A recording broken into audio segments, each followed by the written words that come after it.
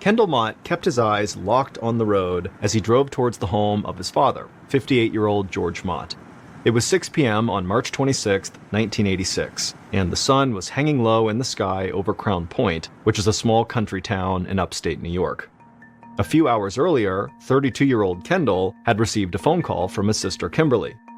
She had called their dad multiple times over the course of that day, but all she kept getting was his answering machine, so Kimberly was worried. Part of that worry came from the fact that their dad lived alone since he had divorced their mom a few years back. On top of that, his health was declining.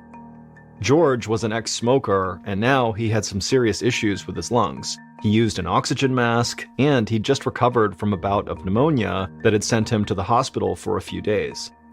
Kimberly was afraid their dad might have fallen or passed out, or maybe even something worse. She knew it would be somewhat convenient for Kendall to stop by their dad's place on his way home from work, so she called him and begged him to go by and make sure their dad was okay. And of course, Kendall had said yes. But as Kendall drove through the woods down a lonely 2-lane road, he really wasn't too worried. He had visited with their dad at his house 2 days earlier. George was taking his medications and was in good spirits considering all the issues he'd been dealing with. Kendall was sure there was a reasonable explanation for why George wasn't answering his phone. Maybe George's friends picked him up and took him to a local diner called the Wagon Wheel, where Kendall knew they liked to hang out. If that was the case, then Kendall knew he wouldn't be gone for very long, and so Kendall planned to just wait inside the house until his dad came home, and then once he was back and he knew he was okay, Kendall would call Kimberly and everything would be fine. And regardless of if there was a problem or not with his dad, Kendall was happy to pop by because he was close with his dad. His dad used to be a firefighter, and he was very devoted to his profession. He spent long hours at the station away from the family, but since his retirement a few years ago, he was much more present in the lives of Kendall, Kimberly, and their children. And that really made Kendall happy. A few minutes later, Kendall pulled off the main road and began making his way down a long driveway that wound between tall maple trees. George lived in a tiny one-bedroom house in a sparsely populated area about 4 miles west of town. It was very peaceful and quiet and green out there. The nearest neighbor lived about a half-mile away. At the end of the driveway, Kendall parked his car a few feet away from his dad's house. He hopped out and then walked up to the front door. But as he got closer, he noticed that the windows near the front door looked a little bit different. They had a dark tint to them, kind of like the windows on a limousine. Kendall thought that was very strange, and he figured he would investigate once he got inside. And so Kendall got up to the front door and he knocked, but his dad didn't come to the door. And so Kendall reached down and tried the doorknob, and right away he felt two things. One, he felt the doorknob was already unlocked, and two, most importantly, he noticed the doorknob was hot to the touch. And immediately, a bolt of fear shot through Kendall, because a hot doorknob could mean there was a fire raging inside the house. And so Kendall immediately whipped open the door and looked inside, but there was no fire. In fact, the house was totally quiet and nearly pitch black. Kendall instinctively reached over and flipped the light switch, but the lights didn't turn on in the house. Even worse, there was this thick, dark haze hanging in the air that was impossible to see through. It smelled a little like smoke, but it also had this strange, sweet odor to it that made it much more unsettling. Everything Kendall was experiencing just felt totally dangerous. Whatever was going on here, Kendall knew it had to be bad, especially given the fact that his dad had lung issues. Breathing in whatever was in the air could not be good for him. So Kendall stepped into the front living room and yelled out for his dad, but there was no reply. Kendall felt his way through the furniture in the living room towards the back of the house to the bedroom where his dad slept, but when he got there, again, he just couldn't see anything. Kendall was really starting to panic now. He was desperate to get his hands on a flashlight, but he didn't have one, and he didn't have one in his car, and so Kendall turned, sprinted outside, got into his car, and sped over to the house next door to see if the neighbor had a flashlight. Luckily, the neighbor was home, and they did have a flashlight, and so after explaining what was going on, the two of them raced back over to George's house with this flashlight. But when Kendall arrived back at his dad's front door, he stopped. He was holding out hope that his dad was not home, and that he was safe, and that whatever was going on inside of his house had nothing to do with his dad. But Kendall also realized that now that they had this flashlight, when the neighbor went in there and shined it around, he might reveal something totally horrible to Kendall.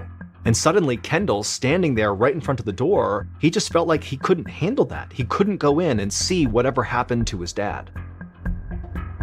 So Kendall stayed outside as the neighbor clicked on his flashlight, pulled the collar of his t-shirt up over his nose and mouth, and stepped into the house. The next few minutes were agonizing for Kendall as he waited to hear what was hidden beneath the black haze inside his father's home. Finally, the neighbor emerged from the house, and from the grim expression on the man's face, Kendall could tell something horrible had happened.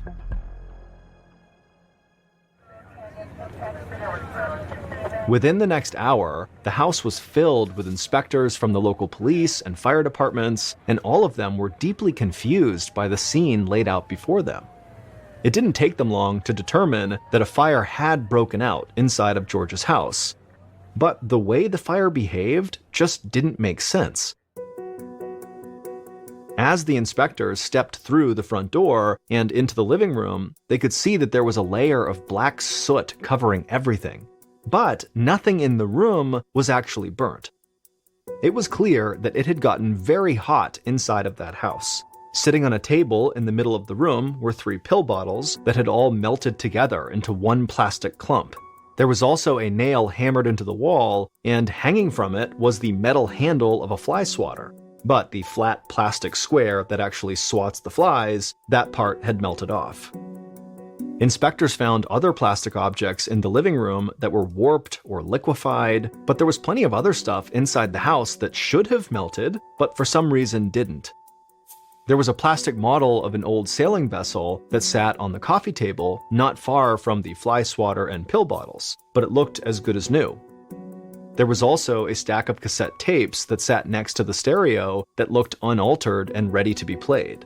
The right side of the living room opened out into a small kitchen. George had decorated the sides of the refrigerator with colorful wallpaper, and that paper showed 0 signs of burning. But inside the refrigerator was a totally different story. The butter was completely melted, along with the plastic butter dish. In the meat drawer was an unopened package of hot dogs, and they were all cooked. The inspectors struggled to comprehend what actually happened. How could a refrigerator turn into an oven on the inside while the outside of it was totally unaffected by the heat? And things got even weirder as the inspectors moved to the back of the house to George's bedroom.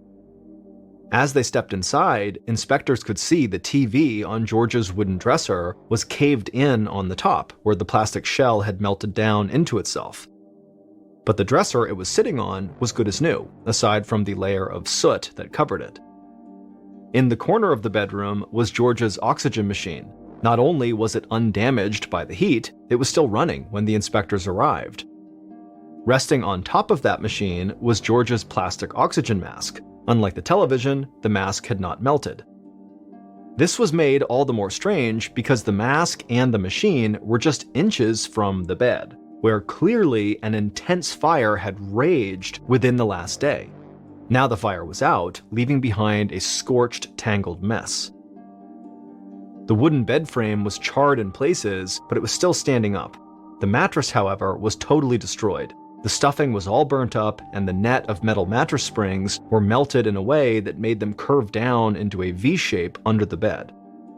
You could actually see through those springs and underneath the bed, where a large hole had burned through the floorboards. But as the inspectors crouched down to take a closer look into that hole, they could see that something else had burned up in this strange fire. Tangled in the mattress springs was a man's foot, burned off near the ankle. Near the headboard was a charred fragment of a human skull. Beyond that, they found tiny piles of fine black ash in the wreckage of the bed, as well as in the crawl space beneath the floorboards.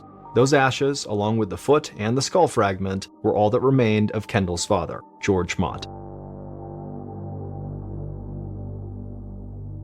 Before he died, George was a pretty big, sturdy guy, weighing in over 180 pounds. What was left of him now weighed about 3 pounds, easily fitting inside a shoebox.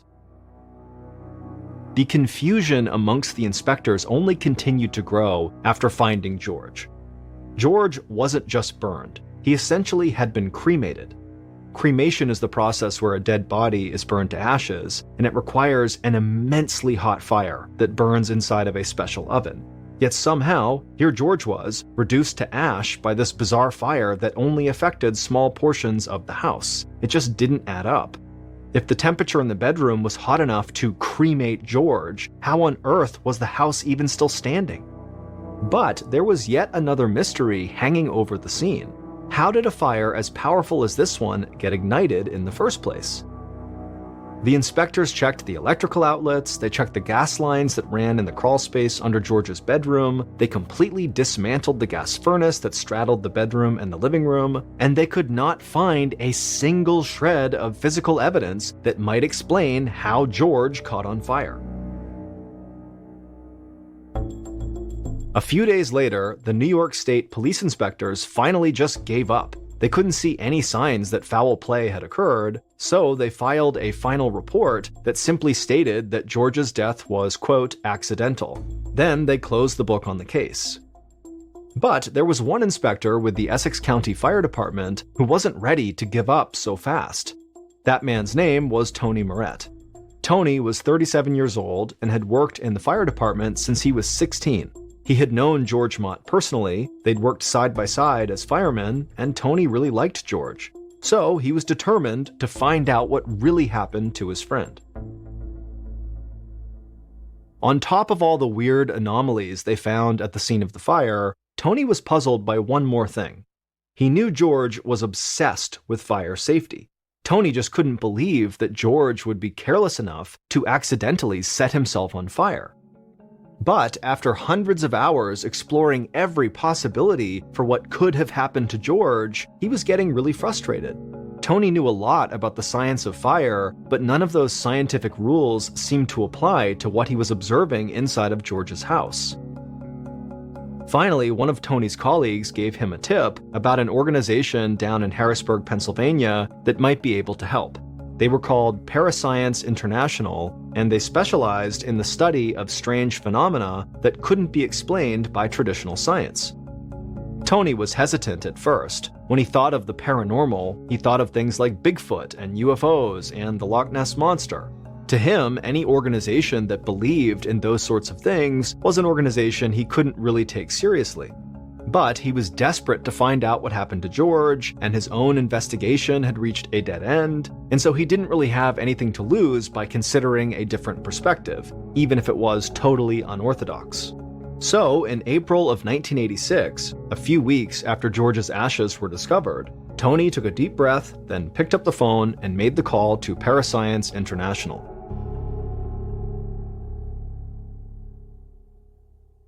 When the phone rang 400 miles away in Harrisburg, it was answered by a man named Larry Arnold. Larry was a 37-year-old school bus driver during the day, but in his off time, he devoted many hours to this group of parascience experts.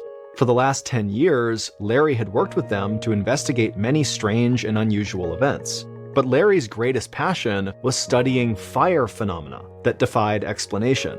So, when Tony told Larry what he needed help with, Larry was immediately interested. Larry listened intently as Tony flooded him with details about the strange case of George Mott, the body reduced to fine ash, the lack of damage to things near the body, the inexplicable pattern of melting and burning throughout the house. The more Larry heard, the more intrigued he became. And so, by the end of this call, Larry said he'd be happy to drive up to Crown Point, examine George's house, and see if he could make any sense of it. And a few weeks later, that's just what Larry did. When he arrived in Crown Point, he met with Tony at George's home. It had been over a month since the fire, but George's family was still in shock and were totally undecided about what to do with the house, so the inside really wasn't all that different from the way the inspectors first found it.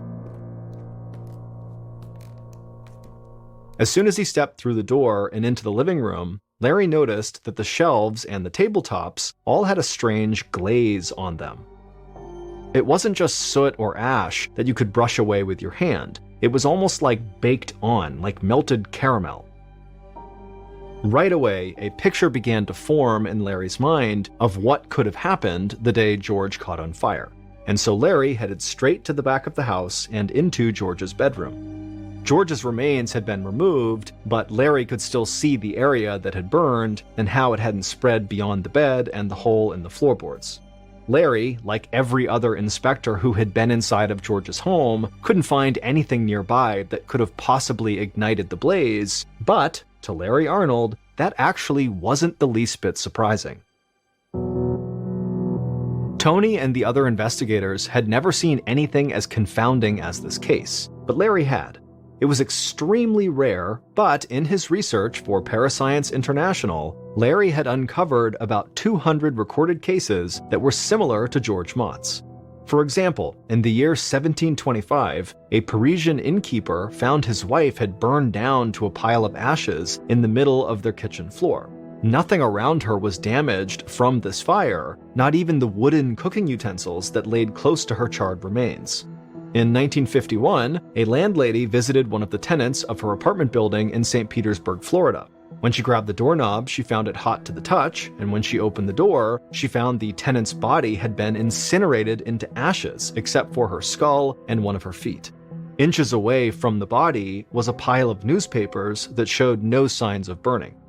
Another example, in 1970, an 89-year-old widow was found burnt down into a pile of ashes in her home in Dublin, Ireland. The only recognizable remains were her 2 feet, which were burnt off near the ankles. She had a vase with plastic flowers sitting on a table in the center of the room. The flowers had melted into a puddle, but everything else in the room appeared to be more or less untouched. In nearly all of these similar cases, Larry noted the same common threads. There was often a strange, sweet smell reported, and a weird, ashy glaze that seemed to coat everything. There was very little damage to the space surrounding the burned remains, and there was no clear indication of what could have possibly ignited the blaze in the first place. For hundreds of years, scientists and scholars had been developing theories behind how these strange fire events could happen, and the only feasible explanation they could come up with was that these intense fires were actually ignited from inside the bodies of the victims. Back in the 1800s, many believed this was God's judgment delivered to those who led an immoral life. Some thought it could be a byproduct of alcoholism, with the excess alcohol increasing the body's flammability. As the decades passed, many other theories have also been put forward to explain how a human body that is 60% water could spontaneously ignite. Larry Arnold had his own theories. He knew the human body was full of electrical activity that pulsed through the brain, the nervous system, and through every heartbeat, so what if the electricity somehow got amplified? Could the body start an explosive electrical fire that burnt itself out from the inside? Could it burn fast enough and hot enough that it incinerated the victim without burning anything nearby? Whatever the cause, this strange and rare event eventually became so widely known that it got its own name: spontaneous human combustion.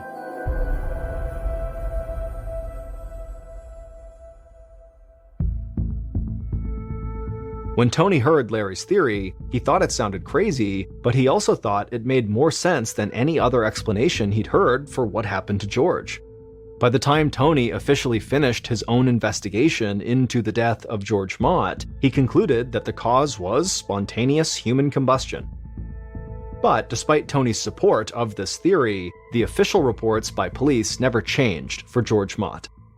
His death is still listed as accidental, with no mention of spontaneous human combustion. While there are many believers in the theory, the vast majority of scientists dismiss spontaneous human combustion as pseudoscience that is unsupported by physical evidence. And the physical evidence in this case is still contradictory and confusing.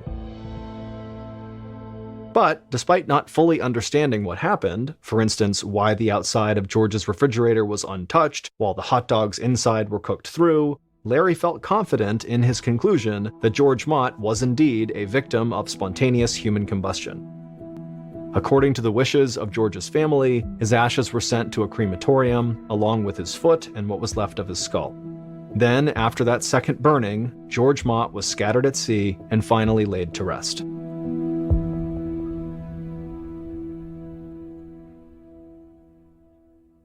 Thank you for listening to Mr. Ballen's Medical Mysteries. If you enjoyed today's story, be sure to come back next week because we put out a brand new mind-boggling medical mystery each week. The night of February 12th, 2017, a young woman named Sidi Aisha saw something coming over to her that surprised her so much that she gasped and she put her drink down on the bar. The bar she was at was called the Hard Rock Cafe in Kuala Lumpur, which is the capital city of Malaysia. This night for Sidi had already been one of the best in recent memory, but now it was getting even better. Because a waitress was walking over to her carrying a birthday cake with a candle lit in the middle, and Sidi knew it was for her, so she stepped forward kind of bashfully, and all of Sidi's friends who were there with her kind of formed up around her, and as the waitress came over to Sidi, the friends all immediately began singing happy birthday to Sidi. It was Sidi's 25th birthday, and she could not believe how far she had come. Here she was in this beautiful American-styled restaurant, surrounded by her friends, who were these big TV show producers, and tonight they were throwing a party for her, something that did not happen often in Sidi's life to this point. After Sidi's friends finished singing happy birthday, Sidi leaned forward and she blew out her candle, but she didn't even make a wish before she blew it out. Because to her, she felt like she had everything she had ever wanted. And so instead, as she blew that candle out, she just made a point to feel incredibly grateful for the life that she now had. Because not long ago, Sidi's life looked very different. Sidi had grown up in a tiny town inside of a jungle in Indonesia. She was the youngest of 3 children, and her parents were very poor farmers that barely made enough money to provide shelter and food for their kids. In fact, Sidi's parents were so poor that they couldn't afford to send her to high school. They needed her to stay home and go to work to help support the family. Sidi would end up getting married and she would have a son with her husband, but her husband would divorce her and not provide any support for their kid. And so suddenly Sidi was the single mother trying to look out for her son while also trying to provide for her parents and her other siblings. And eventually, it became so difficult to find enough work to provide for all these people that Sidi was forced to go abroad and look for work elsewhere outside of Indonesia, which meant she had to leave behind not only her parents and siblings, but also her son. Her son had to stay with her parents. Sidi would ultimately find work as a masseuse in a hotel in Malaysia called the Flamingo. Now, Sidi really did not like this work at all, but it paid well enough and she needed the money badly enough that she decided to just keep on doing it. Sometimes Sidi, like a lot of the other girls that she worked with at the hotel, would daydream about being discovered as a model or a singer or an actress and getting taken away from this life to a life of luxury and wealth and leisure. But Sidi never really expected that to happen. Next to Sidi at the bar was her producer, whose name was James. And James had his arm around her, and he suddenly flashed her his cell phone, and he kind of pointed to the screen. And Sidi looked at it, and she saw there was a text message from someone, but it was in a language that she didn't recognize. And she asked James, what is that? And James grinned at her and said, "This is my boss telling me that you are already a superstar in Korea." And when Sidi heard this, she was totally embarrassed, but also really excited. Sidi had met James about a month ago in January of 2017 when Sidi and some of her friends from the hotel had decided to go out for the night. Now, Sidi very rarely went out. She basically worked and slept and then sent home her money to her family. But for whatever reason, she had been convinced by her friends to go out and have a good time. And so she was all dolled up and she and her friends were standing in line to get into a bar when a very handsome man wearing a suit, James, walked up to Sidi and said, "Have you done any acting?" And Sidi, wearing her best clothes with her friends, she suddenly felt bold. And she told this guy, who she didn't know, that, "No, I haven't, but I'd like to try."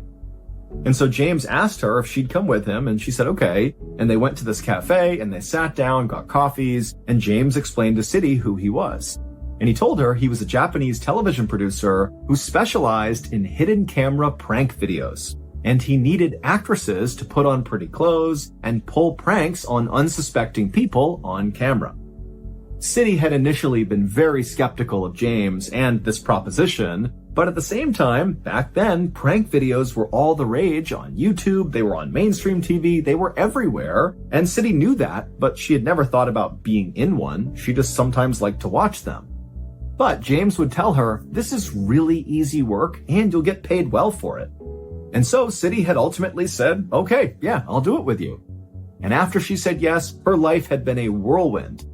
No longer was she a masseuse at a hotel, but instead, she was like a celebrity, flying all over the country, filming all these prank videos, and James's bosses were so pumped, they kept messaging him, telling him how amazing she was, and how every video she was doing was outperforming anything they hoped it could do. I mean, everything was going perfectly.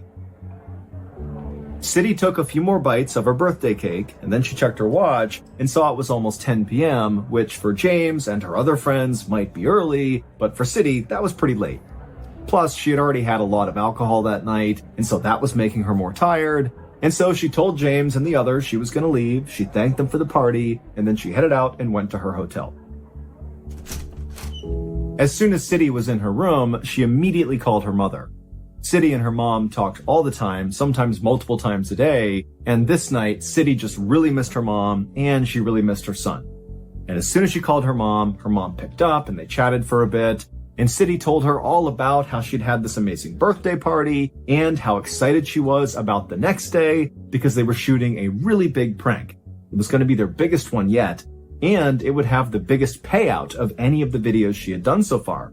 This one, tomorrow, was going to pay her $100. And City told her mom, don't worry, I'm sending all of it back home to you all. City's mother was so thankful and so excited for her daughter, and she said, that's wonderful, get a good night's sleep, and I'll be thinking of you tomorrow. And after that, City talked to her son for a couple of seconds, and then they hung up, and City crawled into bed, she turned off the light, and she tried to sleep, but she couldn't. She was too excited about tomorrow's shoot. She and James had been talking about this particular prank for the last week, and they'd been rehearsing it over and over again, and now here she was on the precipice of actually doing it in real life. The pranks that City did were all pretty similar and pretty simple. She and James would go to some train station or some hotel or some other public area, and they would identify an unsuspecting older man, and then City, all dressed up, would go up to this guy while she was being filmed at a distance, and she would either kiss the man on the cheek, or spray him with perfume, or rub chili oil on his hand, and then she would giggle and run away, and then the camera crew would zoom in on the man's face as he's kind of bewildered and trying to figure out why that had just happened. But tomorrow's prank, even though it was pretty similar to the ones she had done, it would be the first time she'd be working with another actor. In fact, two other actors. One of the actors was a woman who would be doing the pranking with City, and then their target, the unsuspecting man, was also an actor. James and the Japanese television production company had insisted that for this prank to work, this guy really did need to be in on it. City had already met and rehearsed a couple of times with the other woman who she'd be doing this prank with, but she had not met the third actor, the unsuspecting man, yet. She'd be meeting him the next day, actually during the prank. City would eventually fall asleep that night, and then her alarm would go off fairly early the next morning, and when it did, City immediately got out of bed and she got dressed in a dark form-fitting outfit, she put on some red lipstick, and then she hustled out of her room, downstairs, and out of the hotel to meet James, the woman actress she'd be working with that day, and the other producers who were involved in the production. Then, as a big group, they hopped in a cab and went to the international airport where this big prank was going to take place. And when they got there, they made their way to a restaurant in the departures area to wait for the third actor, the unsuspecting man, to show up so they could begin the shoot. And while they waited, City and the other actress she'd be working with struck up a conversation. The other actress's name was Duan Thi Huang, and she was a 28-year-old woman from Vietnam. And just like City, she had come from a poor family and she had gone abroad to find work to help support her family, and it was during this time that she was abroad that she was recruited to star in these prank videos. But unlike City, who daydreamed about maybe being a singer or a model or an actress or something someday, for Do-won, acting was the only thing she ever thought of. Her whole life, the only thing she ever wanted was to be an actress. In fact, Do-won had left school to pursue a career in show business. She had been on a show called Vietnam Idol, but unfortunately did not make it past the first round. And she'd actually done a few other prank videos with a different production company, but neither of those two ventures had ever really panned out.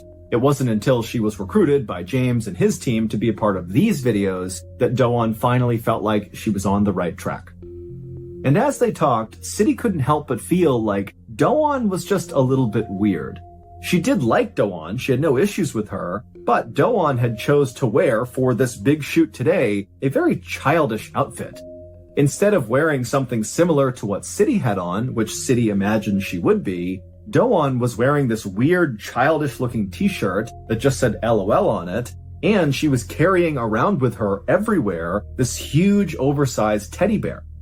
But City just chalked it up to, maybe James and the other producers told Do-won to dress this way, and that's why. The group took their time at breakfast inside of this restaurant, just waiting for this third actor to show up. And finally, at 9 a.m., so after an hour of just sitting there, one of the producers actually said, "Hey, there he is right there." And so City and Do-won and James, they looked out into the very crowded area, and sure enough, where the producer was pointing was this guy who looked exactly like all of their other victims. He was this middle-aged, stocky guy carrying a briefcase who totally blended in with the hundreds of other people out there.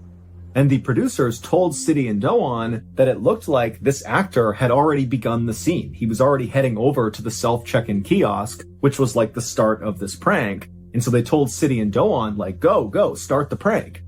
And so City grabbed the perfume that she was given to spray in this guy's face, and the producers rushed to rub this oil on Do-won's hands, along with give her a wet cloth, because that was what she was going to need for her side of this prank. And then City and Do-won stood up and began making their way out into the very crowded terminal. And as she walked, City couldn't help but feel very nervous because she knew this was her big chance to show James and the other producers that she could work well with other actors and that she could do a fairly complex prank.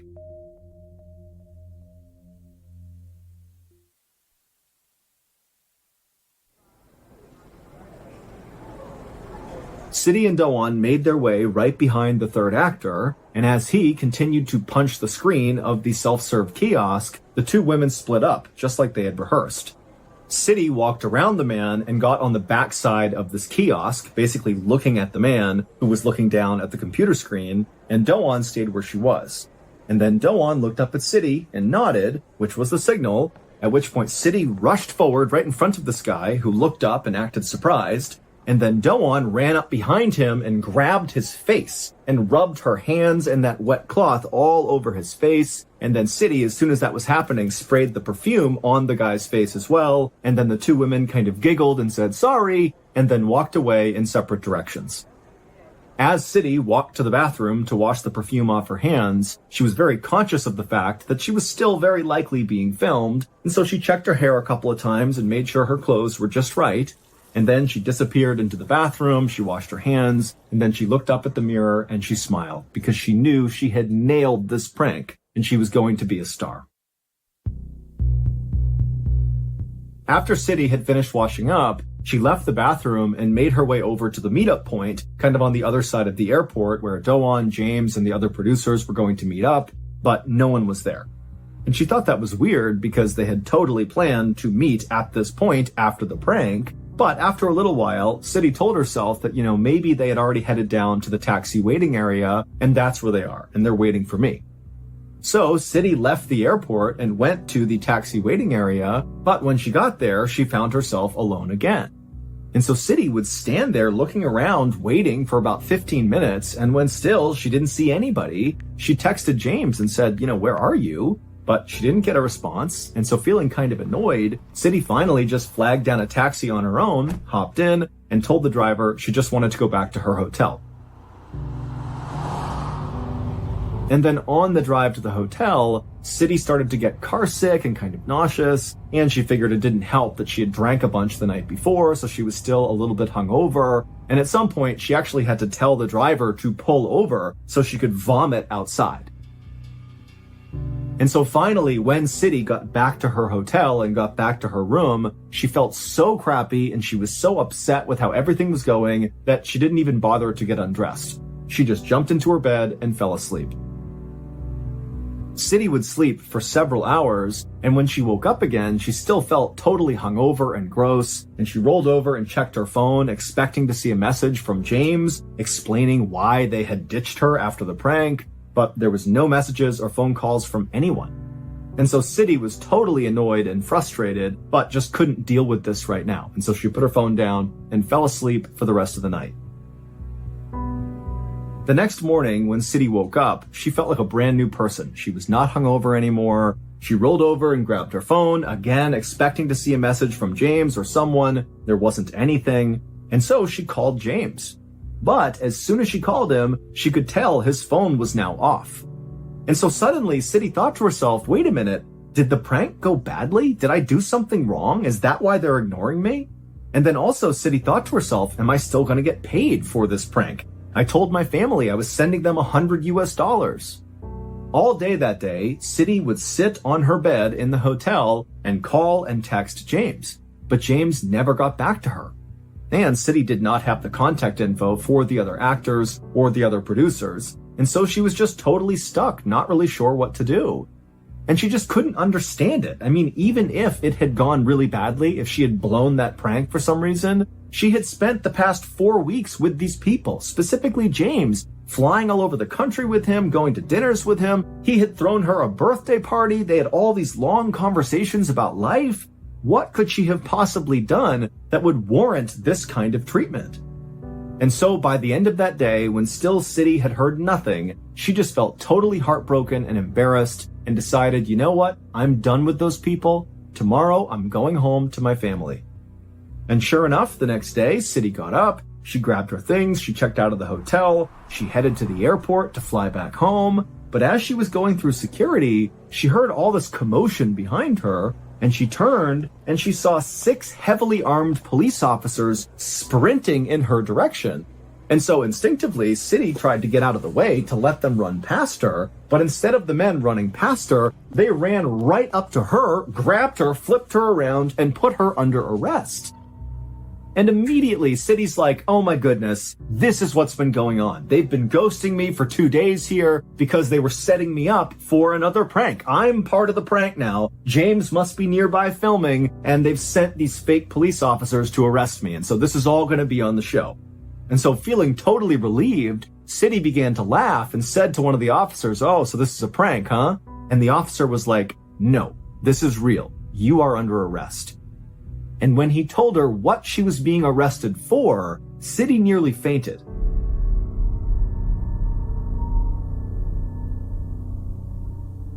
Here's what really happened during City's last big prank. After City and Doan had run up on the third actor and Doan rubbed that towel on his face and then City sprayed him with perfume, the 2 women had then disappeared into the crowd, and then the third actor just stood there staring blankly. And then he had kind of stumbled away from the kiosk over to a receptionist where he told her that he was feeling really dizzy. The receptionist could tell this guy definitely needed help. He was unsteady on his feet, his face was all wet, and he was speaking kind of frantically. And so she grabbed a few employees of the airport and they clustered around him and began walking him to the medical clinic that was in the airport. And as they escorted him to this clinic, the man began saying he was in so much pain, and he kept walking slower and slower. And then finally, when they actually got him inside this clinic, just a couple of minutes later, he was on the ground having a seizure. Immediately, the medical staff rushed to the man's aid, and they injected him with a medicine to stop the seizure. And then with the help of airport staff, they lifted him up, put him on a stretcher, and then rushed him to an ambulance that was supposed to take him to the hospital. But he would die on the way there.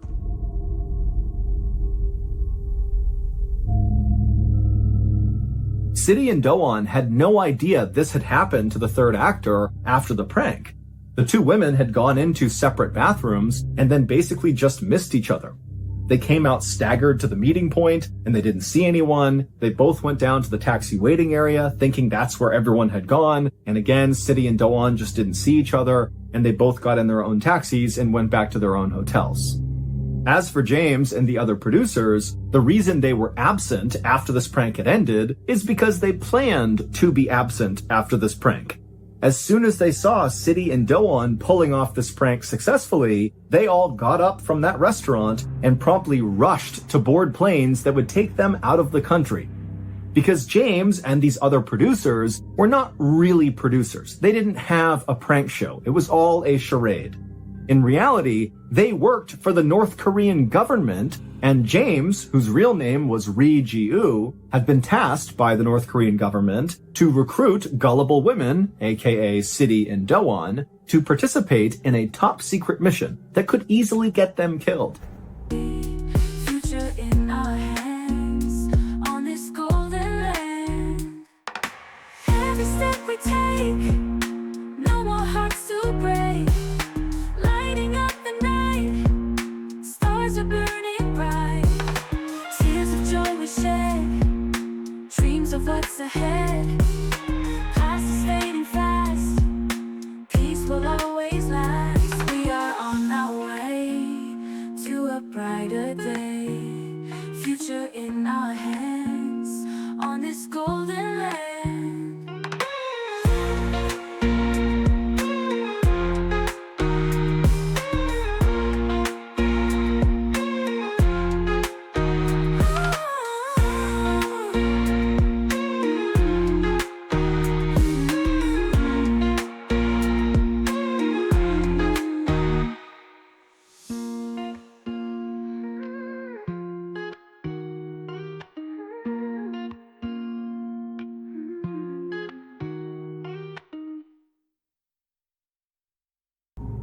In fact, this mission was so sensitive and so dangerous that James and his other TV producers had to live undercover for weeks with Do-won and City kind of slowly convincing them that this was all legitimate and that what they were going to do was just a prank, not a top secret mission. City and Do-won had both been recruited by James because they both were vulnerable and poor. City was also known to be very naive and believed anything she was told, and Do-won was very immature and childlike and overly trusting. All the prank videos that City and Do-won had been independently filming with James and their crew in the weeks leading up to this big final prank had not been episodes of a prank show. They were actually doing pranks on actual unsuspecting people, but it was all rehearsals. James and his crew wanted to make sure that City and Do-won, 1, thought this really was a prank show, and 2, that they were able to actually do the prank, that they wouldn't chicken out at the end. And on the morning of February 12th, 2017, the day of the big prank, which in reality was the big secret mission, the perfume that City was given was not really perfume, and the oil that was rubbed on Do-won's hands was not really oil. They were the ingredients for a deadly nerve gas called VX. Now, separately, these ingredients would not have harmed either of these two women. But when you combine those ingredients, that's when it turns into a deadly poison. And so that was why City and Do-won had been told to do this prank together, because James and his crew needed them to mix the VX gas on their target's face. And the target was not an actor. His name was Kim Jong-nam, and he had no idea what was going on when City and Do-won touched his face and sprayed him with perfume, but he was dead within 20 minutes, and his death would have been exceptionally painful. It would turn out City and Do-won had been tricked into participating in one of the biggest political assassinations in recent history, because Kim Jong-nam, the target, was actually the exiled brother of the leader of North Korea, Kim Jong-un. And it's widely believed that Kim Jong-un is the one who actually authorized this assassination.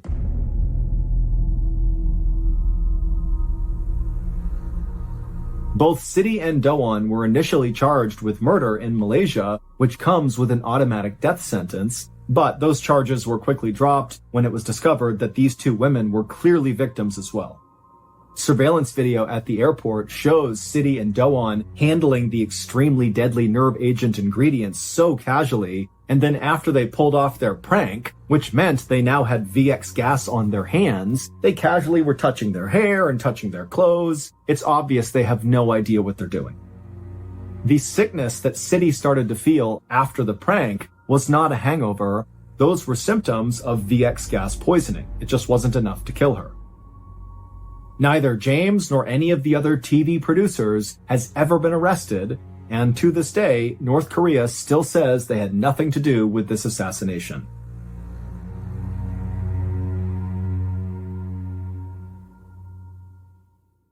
A quick note about our stories. They are all based on true events, but we sometimes use pseudonyms to protect the people involved, and some details are fictionalized for dramatic purposes.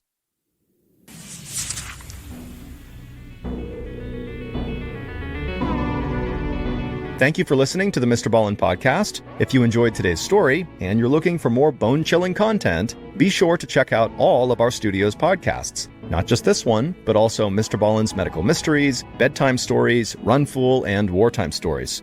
To find them, all you have to do is look up Ballen Studios on any podcast platform, and boom, you'll find them all. If you want to watch